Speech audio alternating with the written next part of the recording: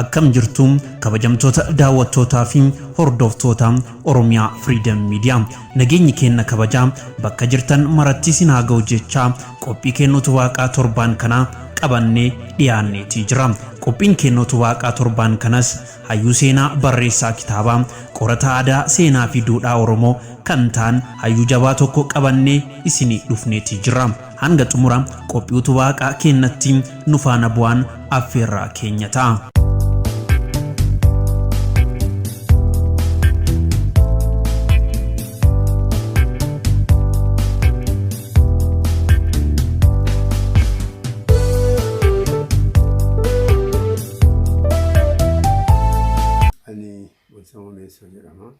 Hayyuun kun barreessaa qorataa aadaa fi seenaa Oromoo akkasumas barsiisaa qaraa dhaloota haaraa kan ta'an Obbo Boonsamoo Meessoo jedhamu. Obbo Boonsamoon Oromiyaa Bahaa Aanaa Muneessaa ganda Heeban Dubboo jedhamtutti bara 1947tti haadha isaa Aadde Waashoo Badhaasoo Duulaa fi abbaa isaa Obbo Meessoo Alaakoo irraa dhalate. Obbo Boonsamoon barnoota sadarkaa tokkoffaa fi jiddugala sadarkaa lammaffaa mana misiyoonaa Qarsaa fi mana barumsaa Sagureetti barate.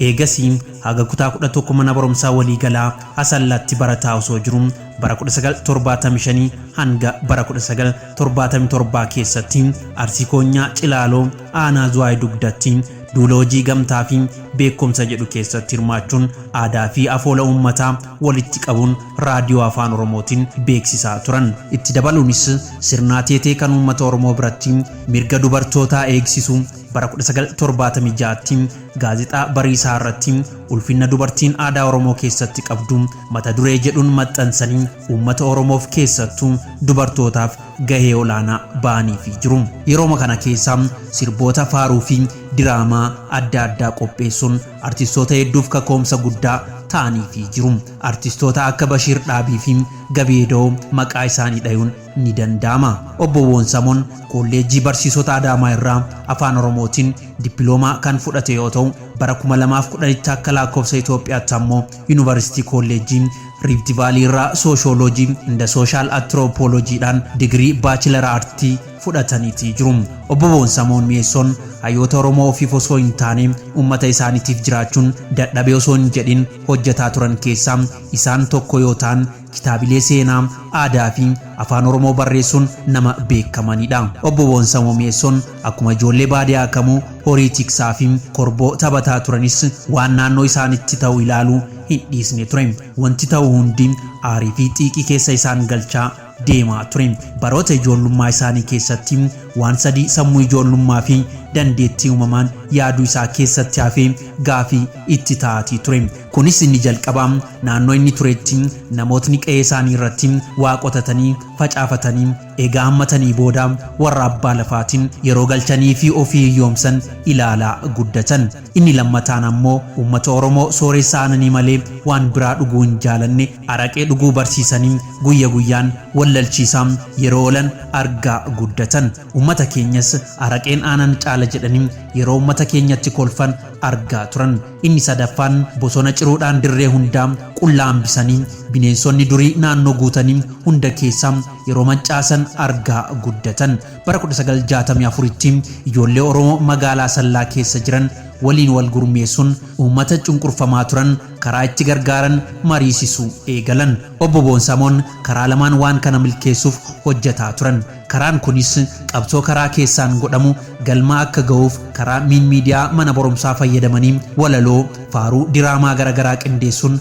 barattoota dammaqsaa turan. Dhoksaatiin ammoo marii garagaraa yeroo godhan sababa basaasni hedduun isaan rakkisaniif yeroo sanitti guyyaa jimaataa masgiidatti dhoksanii marii godhaa turan. Guyyaa dilbataa waldaa mishiinii Protestaantii Asallaa ture keessatti bakka namoonni Oromoo gaggeessanitti marii garagaraa godhaa turan. Gaggeessitoonni mana amantaa yeroo sanas haala mijeessuun baay'ee isaan gargaaraa turan. Bara 1964tti ammoo jaarmiyaan isaanii kun Zuwaay Dugdaa Baalee Boqojjii Sagureerraa hanga Zuwaay Dugdatti imaluu eegalan. Yeroo kanam waa sadii irratti xiyyeeffatanii godhaa turan. Tokkoffaan hawaasni kamuu akka baratan gochuun, lammaffaa siyaasa barsiisuun gaafii abbaa biyyummaa isaanii fi mirga isaanii akka gaafatanii fi misooma irratti akka duubatti hin deebine hojjechuu irratti kan xiyyeeffate ture. Faaruu yeroo sanaa keessaa faaruun takka akkas jetti ture: haa barattu dhiirrillee haa barattu durbillee, seerri moofaan sun hafee gabbarrillee jechuun bifa faaruutiin uummata kakaasu eegalan. Seerri moofaan sun hafee gabbarrillee tan jettu sun ummanni Oromoo baroota sana keessaa ummata Amaaraa gabbaraa waan tureef isa irratti ummanni Oromoo akka qabsaa'uuf kan yaadame bifa faaruutiin kan jedhame ture. Obbo Boonsamoo Mi'eessoon booda haalli rakkisnaan waggaa tokko booda gara magaalaa Sallaa deebi'uun ijoollee gumii dhaabanii leenjisuun barumsa isaanii itti fufan. Bara 1967 hanga bara 1969tti aanaa Zuwaayee Dugdatti bakkuma dura duula gamtaa beekumsaa itti eegalanitti deebi'anii kaadiree mootummaa ta'uun qacaramanii hojii eegalan. Yeroo kanas waa sadii xiyyeeffannoon hojjetaa turan. Tokkoffaa hojii mootummaan itti kenne hojjetaa, lammaffaa dargaggoota gurmeessuun mootummaa abbaa lafaa akka morman harka lafa jalaatiin leenjisaa, sadaffaan ammoo misoomaa fi barnoonni karaa guddaa bilisummaatti geessu ta'uu hubachiisaa turan. Yeroo kana ijoollee 165 kutaa 9 hanga 12 keessa jiran gurmeessuun uffata mootummaa itti uffisuun bobbaasuun Nadhii Gammadaa Wandimmoo Ibsaa, obboleessa Nadhii Amaan Gammadaa faatu garee Boonsamoon qindeessee leenjii siyaasaa kennaafi ture akka ta'e galmeen seenaa Obbo Boonsamoo Mi'eessoodha ni dubbata. Arsii kana arsii baati baaleen keessa tokkollee hin qabne jechuudha. Kun maal jechuu keenya garmalee dubbatamu ufgatuu keenya dhaloota kana wanti dabarsinu hiitu hin jiru jechuudha. Anaafi miti ummata keessanii yoo quuqama qabaatan duubatti hafiinsi kenna sooshaali, ikoonoomikaalii, politikaalii akka nu ajjeesaa duuba nu hambisaa jiru beeka. Nama yeroo jalqabaaf bilisummaa jedhaa faarsuu eegale yoo jedhame ittiin xiqqaatu Obbo Boonsamoo Mi'eessoon bara 1968tti walga'ii guddaa iddoo inni hojjetaa ture Zuwaayee Dugdatti godhamee ture.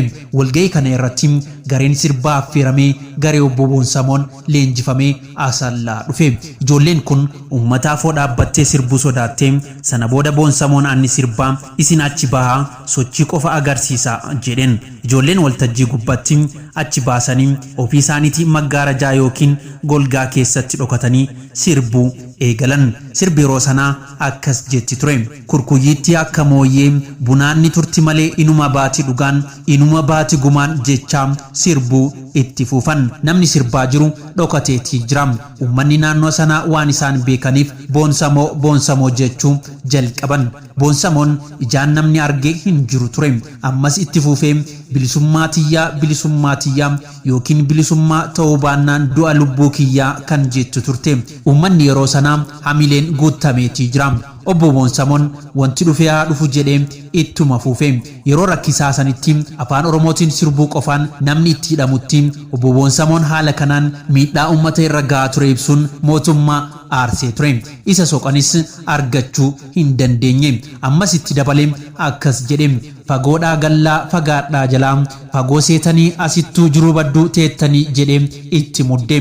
Bara 1967tti yeroo ciigoon hin beekamne sanatti dubbii damee gaaguraa gagaa nadhii kan jedhu ciigoon inni bara sana barreesse keessaa muraasa beekamtii argatan keessaa tokko hundaanuu jettanii koottoo olaa seenii baalee diidaa isin haa jaallattu akka ishee kanaa Huseenii tan jettu ture. Akkumaan isin arguun dubbii dachaa ammallee gingilchaa hojiirraan oolchaa tan jettus ni jirti ture. Diimaaf adiillee osoo soqee hin dhabu kalee nyaadhee jiraa dharraa foonii hin qabu kan jedhu muraasa bara ciigoo afaan Oromoo seeraan itti beekameedha. Bara 1934 akka lakkoofsa Habashaatti qophii raadiyoo afaan Oromootti ciigoo dubbii dachaa sorgoo fi sookoo jedhuu fi bara 1984 akka lakkoofsa Habashaatti qophii raadiyoo afaan Oromoo irraa fi barruulee dirra dubbii cimdii lafee dukkanaa kan jedhaman Obbo Boonsamoon dubbisaa turan. Obbo Boonsamoo Mi'eessoon kitaabilee siyaasaa aadaa duudhaa seenaa kan isaan hin dubbisne hin jiru yoo jedhame nama hin qaanfachiisu. Bara jireenya isaanii keessatti wanti isaan dhukkubsu tokko sochii namootni osoo beekaa hin ta'in beekamaa ta'uuf yaalanidha jedhan. Hanga jiraatanii bakka gahanitti siyaasaan kan moonu waa sadii guuttachuu qabna jedhaa turan. Kunis beekumsaan, waan dhufu hundaa ofirraa deebisuu fi hin rafnu barri rafan lufeem duruu osoo rafnu nu cabsan lafee tan jettuudha. Gurmaayuun Oromoo inni guddaa siyaasa kamuu deeggaruufis ta'e mormuufis dursi tokkummaadha jedhaa turan. Walirratti osoo hin taane wal utubuu wal eeguu aadaa ofii tikfachuun daangaa ofii eeggachuun qabsoo isaanii isa guddaa ture. Yeroo sanatti miidhaa hawaasaa irra gahaa ture akkasitti ibsaa turan. Waddeessa barbaadanii yookaan hin argamne bulchaanaa fidaakaa kan bakka hundaa hin dhabamne kan hegeree feedannuu laattuu baddaa keessaa guuranii fixanii ejersaa fi birbirsaa wanti dandamanneef gargariin hin dheessaa waan yaanne ni dubbannaa hundumaa yeroon dimokiraasii hanga dandeenyetti gungumaa kan jettu ergaa isaanii bifa ololoon isa guddaa ture. Jechoota qabboo kan dagatamaa turan kan yeroo baay'ee aadaa ibsan, seenaa ibsan, eenyummaa ibsan, gootummaa ibsan. Inna waa hedduu isaanii kan sirna gadaa ibsan bifa kanaan akkanatti walitti qabaatu. Obbo Boonsamoo Mi'eessoon quuqaan Oromoon cabsuu kun dhukkubbii isaanii guddaa fi hanga boqotanitti kan itti waywaataa turanidha. Namni rafuu bineensa ofirraa hin dhooggu, dammaqu malee keessaa fi alaa hin argu, osoo lola fedhee humnaafuu hin dadhabu, inni onnee malee waraana hin qabu, bofa buttii nyaataa kan hadhaan siiddu, an argee hin dhageenye adurree tuqaa diddum isin warra nama jalaa hin dhageettanii yoo namni waa jedhee nama kumattanii tan jettus walaloo isaa keessaa kan ergaa guddaa Oromootaaf dabarsanidha. Obbo Boonsamoo Mi'eessoon yeroo hedduu akka waa hin dubbannee fi hin barreessine doorsisaa turaniiti jiru. Obbo Boonsamoo Mi'eessoon yeroo 3 walii galaan waggaa 7 hidhamaniiti jiru.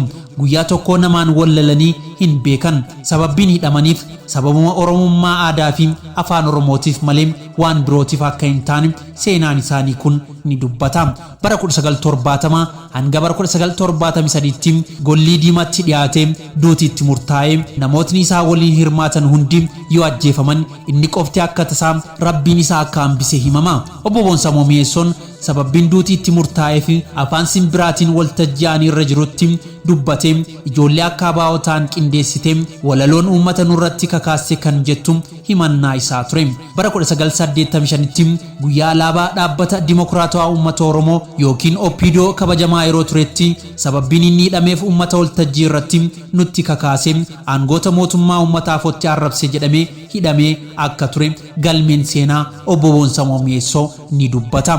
Obbo Boonsamoo Mi'eessoon hojii guddaa hojjetan keessaa falmaa mirga dubartii ta'uun mirgi dubartii sirna gadaa keessatti qabdu barreessuu fi dhiyeessuun afaan Oromoo yeroo sanatti raadiyoo cabsa yeroo jedhan afaan Oromootiin dubbatee akka raadiyoo hin cabsine kan agarsiisedha. Obbo Boonsamoo Mi'eessoon duudhaalee aadaa Oromoon Arsii qabdu walitti qabee godaa hambaa galchuun meeshaalee aadaa Oromoo Arsii 200 ol Oromiyaa galchuun Arsiin akka aadaa badhaadhaa qabdu agarsiiseetii jira. Godinni Arsii lixaa akka godina taatu sirnaa fi cidhaa qabanii agarsiisuun ga'ee guddaa taphataniitii jiru. Seenaa jibbisiisaa harka muraa caalu waa'ee morma muraa ashallaamoo qoratee barreessee nama kaa'ee fi qorataa hedduufis kennaa turaniitii jiru. Seenaa nama sooressa beekamaa yeroo 2 oliin kiila lixee seenaa nama Oromoon horii hanga jiloo dhaqqaboo jedhee nama eebbisutti seenaa jiloo dhaqqaboo qoratee yeroo hedduus miidiyaatiin ibsaa tureetii jira. Seenaa lola albaasoo jedhamus qoratee barreessee kaa'eetii jira. Seenaa azuulee fi aanolee qoratee namoota seenaa fi qorattoota hedduufis kenneetii jira. Seenaa sirna fuudhaa fi heerumaa Arsii irratti qorannoo addaa godhee akka kitaabatti jijjiiramuuf namoota hedduuf kenneetii jira. Fakkeenyaaf sirna heerumaa Arsii Huseen Badhaasootiin barreeffame kaasuun ni danda'ama. Jechuun gabbara jedhu kun sirna nafxanyaa waliin dhufe jechuudha. Sirna milikii waliin lafa gabbarii dubirii ka jedhuun dhufe. Akkasuma ammoo uummanni finna ofii irratti illee yookiin ammoo ijoollee ofiitti illee intalatti yesii kennuufatillee akka milikiin gabbaran sanitti yookiin akka sirna nafxanyaa gabbaran san gabbaruu qabdan ka jedhurraan gabbara ka jedhu jecha Oromooti miti. Gabbara ka jedhu mataan isaatu jecha Oromooti miti. Gabbarri achirraa dhufe. Enna raada qaraxaatu jira yookiin ammoo jaanjabbii qaraxaa amma fakkeenyaaf takkaan maalii ka jedhu jaanjabbii qaraxaa jedhu. Shanan qubbiin namaa jaanjabbii qaraxaa kan jedhan yookiin jaanjabbii qaraxaa shanan qubbiin namaa jedhanii akkasilla. Jaanjabbii qaraxaa sunniin jabbilee jahaasan oofanii fidan. Jabbileen jahaasan ta fidan sun obsa warraati jechuudha. Kaan ilmaan gafaatii kennan, kaan abbaa kennan. kaan ammoo haadhaaf akaakayyuu kennan. Sirna gadaa fi duudhaa ganamaa jedhu qorannoo godhee sirna gadaa Oromoo sirna dimokiraatawaa guddicha addunyaa kana akka ta'ee fi keessattuu dubartoonni kabaja addaa akka qaban nama qoratee fi kitaaba gadaan buli jedhuu fi kitaaba haarawaa teetee jedhu kan amma yeroo ammaa eebbifame irratti akka kaa'amu nama qorannoo guddaa godhe obbo Boonsamoo Mi'eessoon Afoola Arsii tapha ijoollee fi logo Oromoon Arsii isa badaa jiru walitti qabuun nama bifa barreeffamaatiin jijjiiree kanneen biroo kan qorateedha. Aadaa fi turizimii irratti aadaa uummataa qabu qoratee isa gaarii akka irratti hojjetan godhuun nama adda duree turan. Kana irratti qoratee dubbisee agarsiisaaf dhiyeesse keessaa Ateetee Asaraa isa jedhamu sirna gadaa Arsii akka bakkatti deebuuf qorannoo hedduu godheetii jira. Iddoowwan seenaa qaban kan akka Ashallaamoo, Shaallaa fi iddoowwan turizimiif oolan hedduu isaa akka itti daawwatamaniif godheetii jira. Haala uffannaa Oromoo Arsii haala addaan qopheessuu keessatti uffata aadaa Arsii duri gogaan ture bara 1995 irraa kaasee obbo Boonsamoo Mi'eessoon uffata aadaa Arsii bokkee mana keessatti hodhuu fi hasaasatti dubartoota meeshaalee hodhan manatti fidanii kan duri gogaa ture gara uffata ammayyaa kanatti deebisanii meeshaa itti guutuun eegalchiisan. Maatii isaanitti uffisuun uffata dura gogaan ture gara bokkee isaa amma uffatamaa jiru kana uummata barsiisan. Sirna koottu dhufee akka miidiyaa irratti beekamu godhuun meeshaalee aadaa badaa jiran walitti qabuun giddugala aadaa Oromiyaa galchuun godaan baanoletti walitti qabuun Shaashamannetti golaan baay'ee ijaarsisuun safuu fi laga Arsii qabdu dhalootaaf dabarsaniitii jiru. Obbo Boonsamoo Mi'eessoon miidhaa sababa Oromummaa irra geesse hedduudha.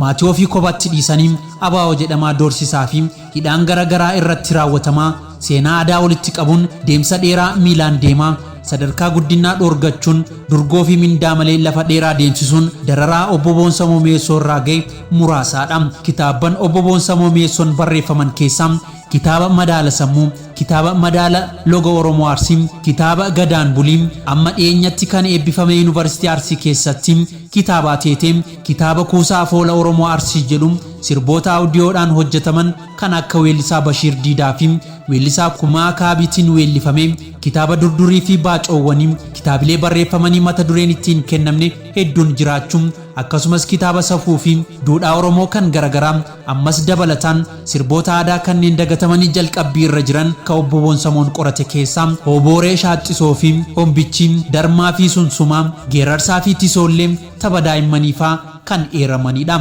Walaloo hedduu ammoo bara 1964 keessa barreessaa ture keessaa dhiifamanaaf godhaa dubartiin, ispoortii fi faaruu dokumentoota sagalee fi suuraa isaaniin waraabanii manatti hafee akka jirus ni himama. Barreessaa qorataa seenaa fi aadaa Oromoo kan ture obbo Boonsamoo Mi'eessoon muddee 24 bara 2020 akka lakkoofsa Awurooppaatti du'aan addunyaa kana irraa godaanan. Sirna awwaalcha isaanii Arsii lixaa magaalaa Shaashamannetti guyyaa Jimaataa muddee 25 bara 2022 kan raawwatamedha.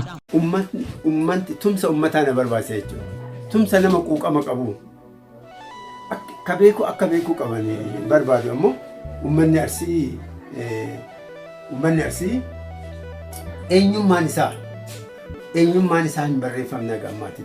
Loogni isaa hin barreeffamne, afoolli isaa seeraan hin barreeffamne, duudhaaleen isaa akka sirna gadaa, Ateetee, sirna kootti dhufee, sirna gumaa, sirna fuudhaa heerumaa kunniin seeraan guutameetiin akka ummati kun dhaloota dhufuutti hin kaa'amne jechuudha. Abbaan seenaa duus seenaan isaa hinduu waan ta'eef fiixaan ba'iinsa hojiin hayyuun kun osoo addaa saba isaa guddisuuf dhama'uu dhabne kana saba bal'aa Oromoo biraan ga'uun gahee nama quuqama sabaa qabuu fi nama Oromoo ta'e tokkorraa kan eeggamudha. Kanaafuu dhaloonni amma jiru seenaa duudhaa eenyummaa fi oromummaa isaa akka dagaagsee qabatu gamanumaan ergaa keenya guddaa ta'a.